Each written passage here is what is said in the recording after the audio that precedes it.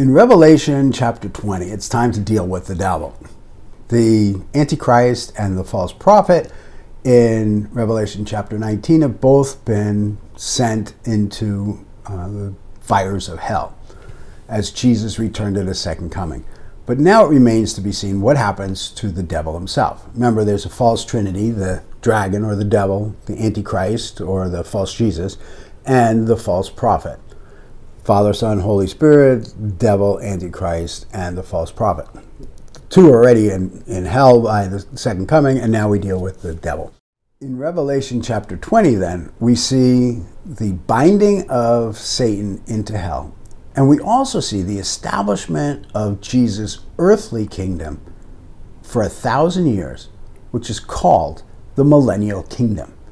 It's a 1,000-year reign of Jesus on earth as promised in his covenants with Israel, in particular with Abraham, which he promised to give a piece of land, with David, where he promised to be a king, and then in the new covenant, where he promised to write his law on Israel's hearts.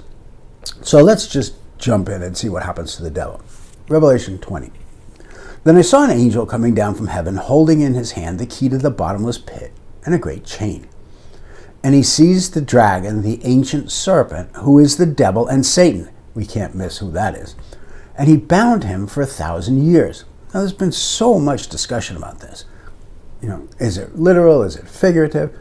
The way I look at it is 1,000 years. He says 1,000 years, so why not take it at its face value? He's binding him for a literal period of 1,000 years. And he threw him into the pit, that is hell, and shut it and sealed it over him so that he might not deceive the nations any longer until the 1,000 years were ended. Now, there's a lot happening here. It's like, okay, where the Lord is putting him in the pit, but there's a purpose, so that there won't be a deception of the nations for 1,000 years. That means we're not yet in heaven. That means the time is not yet finished. That means earth is still going to go on for at least another 1,000 years without the devil's influence. There's a purpose to this. And after that, he's going to be released for a little while. Now that raises a question right away. Why is it that the devil would be released for 1,000 years? Why not just, blow the whistle and say the game is over? Why would there be this period of putting the devil in prison for 1,000 years? Well, we can only conjecture here. Part of it's in the text, part of it's so that he wouldn't deceive the nations anymore, but why is that a big deal? Well, maybe part of it is so that as God's justice has been on display throughout all of Earth's history. By the way, why is God's justice on display? Well, there's been a rebellion behind the scenes, right? The angels have rebelled in heaven. And so all throughout history, God's justice has been on display. And sometimes his mercy, but his justice has God been just in judging the angels and sending them to hell? And is God just in judging us? And I can imagine us standing before God and saying, hey, this is a rigged game. I've heard this before. You made the devil, and the devil made me do it. And so, it's not fair. So here's a period of 1,000 years when the devil is not able to tinker, and we can't now point to God and say, you did it. More than once I've quoted Deuteronomy 32, verses 8 and 9, where after Babel, it says the Lord God set the boundaries of the nations, and he did so according to the number of sons of God. And I argued that he allowed these demonic and angelic forces to tinker in the affairs of man after Babel because that's what we wanted to do. We wanted to make a name for ourselves and go to heaven on our own. One nation, Deuteronomy 32:9, Israel, he kept to himself. And so there's always been this demonic tinkering behind the scenes. That's what we see in the book of Daniel, where the prince of Persia, the prince of Greece. I've talked about it. Let's go back and look at the Daniel flyover. But now, for 1,000 years, we can't say the devil made me do it. There's sin in our own hearts. So it could be for that. Also, there is this covenant or covenants that were made to Abraham and the forefathers. God did say to Abraham, I am going to give you this piece of property. It goes from the river of Egypt, which is the Wadi El Arish, that's in the middle of Sinai, to the great river, that's the Euphrates. That's the boundary of the land. Now, Israel's never really possessed that in full. Closest they came was in Solomon's time, but they've never really possessed it. And God hasn't fulfilled that promise yet. It will be fulfilled under Jesus. So unless we spiritualize that away, this is a promise yet to be fulfilled. So during this period when the devil is bound, Israel will fulfill that as she plays hosts to the nations which stream into Jerusalem to pay homage to Jesus. Literal covenants, literal fulfillment. Jesus will sit on a throne that was promised to David in 2 Samuel 7. And Israel will turn to Jesus, and his law will be written on their hearts. That's Jeremiah 31:31. This is the Abrahamic covenant, the Davidic covenant, the new covenant. This 1,000-year reign is a fulfillment of all of those covenants to Israel in history. Now, there's greater fulfillment for that, for sure. I'm not saying that it doesn't relate to us as the church in a greater capacity, certainly. But there are earthly fulfillments to this that have not yet been completed. So put the devil away for 1,000 years, and Jesus reigns for 1,000 years. But the problem is going to be is that sin is not yet eradicated. And we'll talk about that in the future. So, as we go forward here, we see that he's thrown in this pit for 1,000 years. He might not deceive the nations, but then he must be released. So, verse 4. Then I saw thrones, and seated on them were those to whom the authority to judge was committed. And I saw the souls of those who had been beheaded for the testimony of Jesus, and for the word of God, and those who had not worshipped the beast or its image, and had not received its mark on their foreheads or on their hands. Well, before we go any further, who are they? Well, those are the Tribulation Martyrs. Now, we've seen them already in chapter 6, verse 10. These are the souls who are under the altar of God, who are crying out for justice. They want to know how long, and God says, you need to wait because the full number has not yet come in. So notice it calls them souls. These are beings, but they were killed on earth. They didn't receive the mark. They didn't receive the 666. They were killed. They're crying out for justice.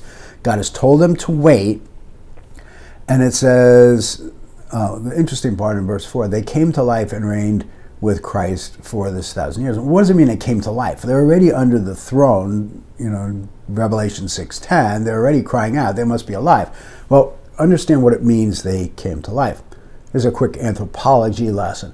What does it take to be human? It takes an immaterial and a material part, or body, soul, and spirit, if you would.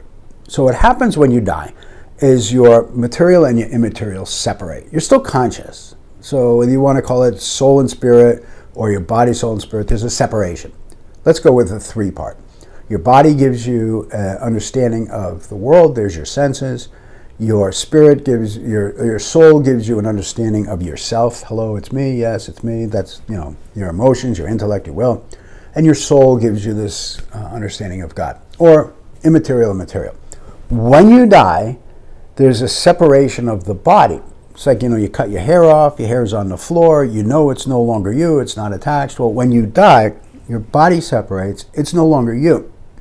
But your immaterial is awake, it's alive, and if you know Jesus, you're in the presence of Jesus. But you're in a disembodied state, an intermediate state. You're conscious, you're before the Lord, you're in heaven. But, according to 1 Corinthians 15, we will be given new resurrection bodies. We're intended to have those. We'll have those forever.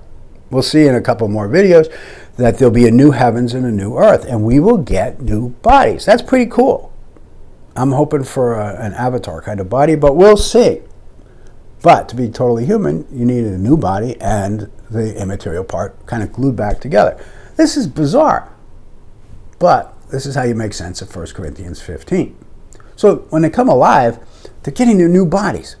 And are getting put back together. They're not supposed to be hanging out under the altar of God forever, because they're coming back to earth to reign with Jesus for 1,000 years. That's what it's talking about. So they come to Jesus and they reign with him for 1,000 years. Again, it's a literal 1,000 years. They come back with Jesus. They're alive. They're in bodies. They have been martyred, but now they're no longer martyred. They're living with Jesus. This is cool. It's a very particular subset that we're talking about here. Then there's a really weird section, and at verse 5 it says, the rest of the dead did not come to life, again, same understanding of life, until the 1,000 years were ended.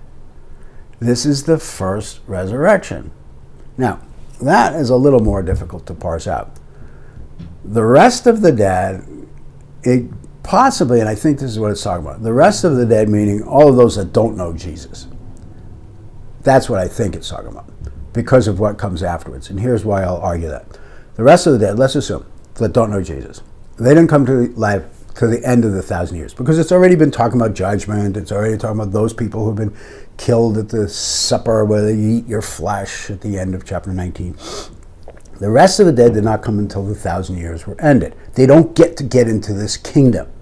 They're kind of like in this holding tank of hell, and they're not being resurrected yet for judgment. Hold on. Then he says this is the first resurrection. Don't think first in terms of number. Think first in terms of kind. Resurrection to life, as opposed to resurrection to dead. Here's why I say that. Keep reading. Blessed and holy is the one who shares in the first resurrection. First resurrection. Why is it blessed and holy? Because you're being resurrected to life, as opposed to resurrected to death and judgment. How do I know that? Keep reading. Over such, the second death. He's playing on words here. First resurrection, second death. That's a pretty skillful way of saying first resurrection is to life, second resurrection is to second death. First resurrection is to first life, second resurrection is to second death. He's shortening them, saying first resurrection, implied life, implied second resurrection, second death. Get it? It's not first in terms of number. Come on. There are resurrections in the Old Testament. Elijah and Elisha raised the dead. Lazarus was raised. Jesus was raised. The rapture has resurrections. Peter and Paul raised the dead. This is not first in terms of number. This is first in terms of kind. So resurrection to life. Blessed are those who are resurrected to life. The second death has no power over them. That's hell. But they will be priests of God and of Christ, and they will reign with him for 1,000 years. So now let me make sense of that. What he's saying is, blessed are those who are going to live forever. They're resurrected into life. They get these new bodies. They get to reign with Jesus for 1,000 years and forever. But not so with those who are going to be, at the end of the 1,000 years, resurrected to judgment and death. And that's exactly where this goes at the end of chapter 20, when he talks about the great white throne judgment. The context rules here. And even though this video is not there yet, it will be quickly when we get to the second resurrection to death. Let me put this in another way, because I know it kind of gets a little complicated here. So let me zoom out and say, okay, what are we talking about here? He's talking about Jesus coming back and actually reigning for 1,000 years. And he's zooming in on a snapshot of these tribulation martyrs, because we've been talking about them before in chapter 6. They're the ones crying out, how long, how long, how long? So he answers it. All right, now's the time. You get to be resurrected. Boom, you get new bodies. You come back with Jesus for 1,000 years. And in fact, everybody that has been up in heaven with Jesus at the wedding supper of the Lamb, the implication is you come back to it. And you're going to come back with resurrection bodies. And we will see in future chapters, and there are not many left, they are coming back with Jesus. And we're going to reign with Jesus. So you don't have to take my word for it. We're going to see it in the future chapters. That's the first resurrection in kind. And blessed are those who do that. And you're going to reign with Jesus, yes, for 1,000 years on earth. Now, why did he set it up that way? Fulfilling his promises to Israel. To be able to show his justice. The devil didn't make me do it. And to be able to show his grace, his justice, and the fact that even though he's reigning, there's still a problem inside of us. So he reigns for 1,000 years. And blessed are those that are with him. But not so those who are going to participate in the second resurrection unto the second death, because they've rejected Jesus. We're not talking about heaven yet. That's a really important point. We're not yet there. That's not until the end of the book. We're still talking about the program that takes place on earth. And that's what makes this a little confusing. And that's what makes studying Revelation a little confusing, because you have to keep all these pieces straight in your head. And so, now what happens? Let's go forward. And when the 1,000 years were ended, this is verse 7, Satan will be released from his prison. Okay, again, literal 1,000 years. Satan is released. And he will come to deceive the nations that are at the far corners of the earth. And then it says Gog and Magog, to gather them for battle. Now that's a reference back to Ezekiel 38, and I'm not going to cover it all in great detail and who are they and where they. He's going to be released. He's going to gather the nations for battle. Their numbers like the sand of the sea. So he's going to stage a rebellion at the end of 1,000 years. Well, oh my goodness, what happens after all this? Are we going to lose our salvation again? Be at peace.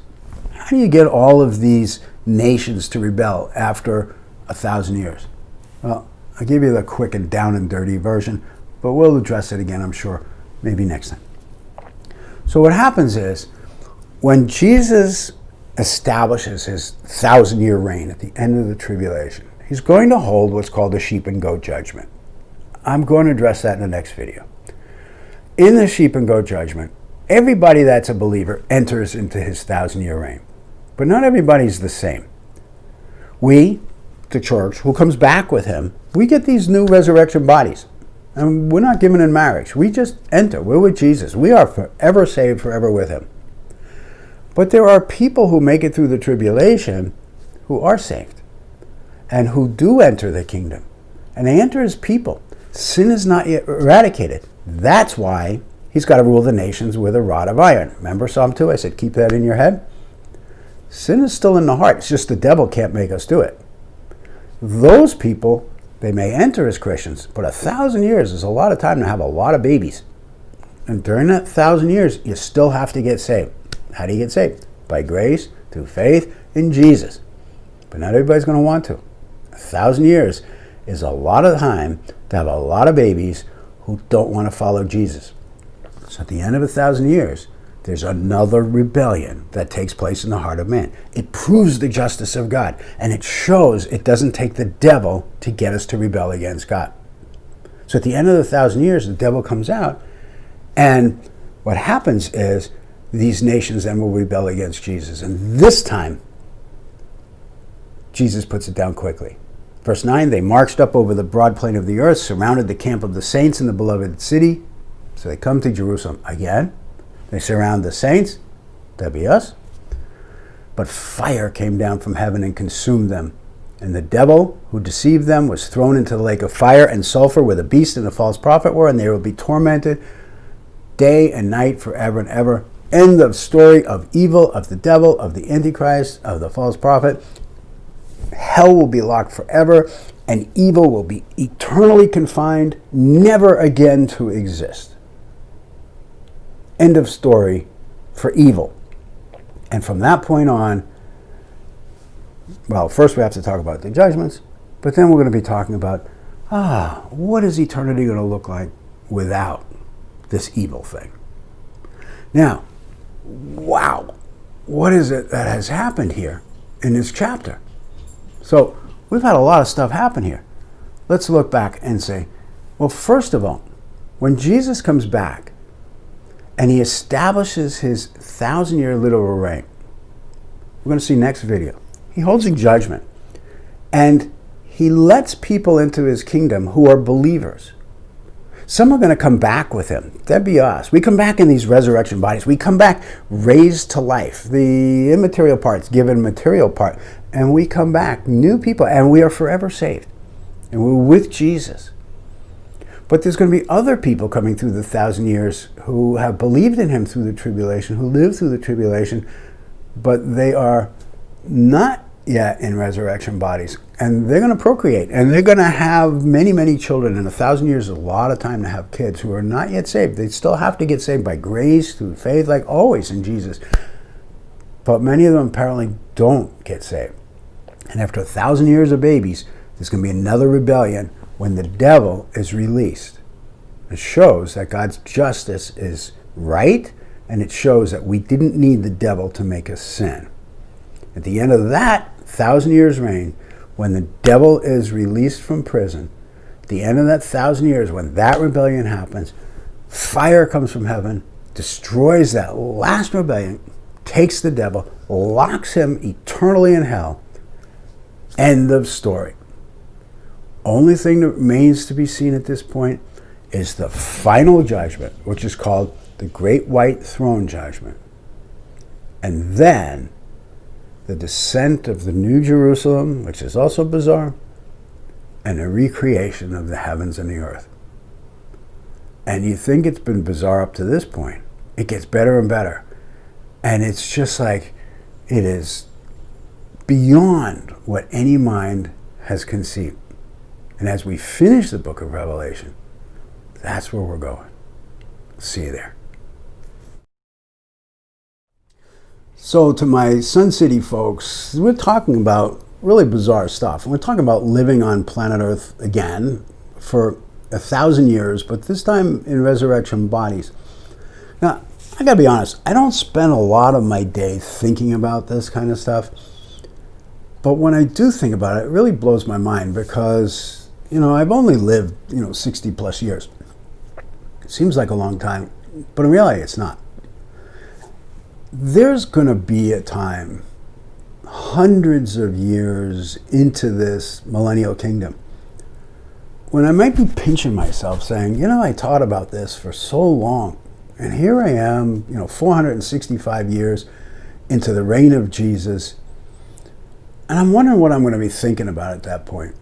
And I don't want any regrets like, gee, I wish I had taken it more seriously, or I wish I had believed it a little stronger, or I wish I hadn't fretted so much, or I wish I had really lived with a view to eternity.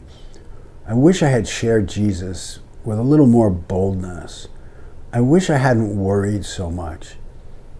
I don't want those kinds of regrets. But it's a really weird thing. And God is asking us, by faith, to trust Him. And that's what makes this so hard. I mean, think about it. The God of the universe created everything we see, and He's put it on in a story. And then He goes ahead and He tells us the story in advance. This is the story of creation. Here's how you got here. Here's who came before you. This is the little slice that you have. And here's how the story ends. Trust me. And all we have to do is trust Him. That's not always easy. And so that's a decision that we have to make every single day. Sometimes these things become overwhelming. We just want to close our eyes and say, oh, I just don't want to think about it. But the truth of the matter is He gave it to us so that we would think about it. He gave it to us so that it would realign our priorities every single day. The older I get, the more I realize, I don't have all that many years left. My father used to say he wouldn't buy green bananas anymore. I'm starting to understand that. Moses tells us in Psalm 90, and yes, it was Moses, Lord, teach us to number our days. And part of why God gives prophecy is to do that. And part of why we see things like the coming Millennial Kingdom is to do that. We should reflect on these things. And then when we look at the light and momentary problems that we think we have, or the world in which we live, it puts it in a very different perspective. And maybe 2021 is the year that we need to have a different perspective. Maybe it's something we should pray about. Maybe the things that we think are so important are not so important. For me and for our household, part of what we're doing is we're disengaging a little bit from all the buzz of the world. I haven't cut myself off from the news, but I watch less of it, or I get it from different sources. There's certainly more time in the Word, more time with Jesus, and frankly, more time in life, more time with people, more time capturing every moment. Because I don't want to get to year 465 of the Millennial Kingdom, or year 2,300,000 of eternity, and look back and say, gee, I wish I had taken it a little bit more faithfully or more seriously. Lord, teach us to number our days. See you next week.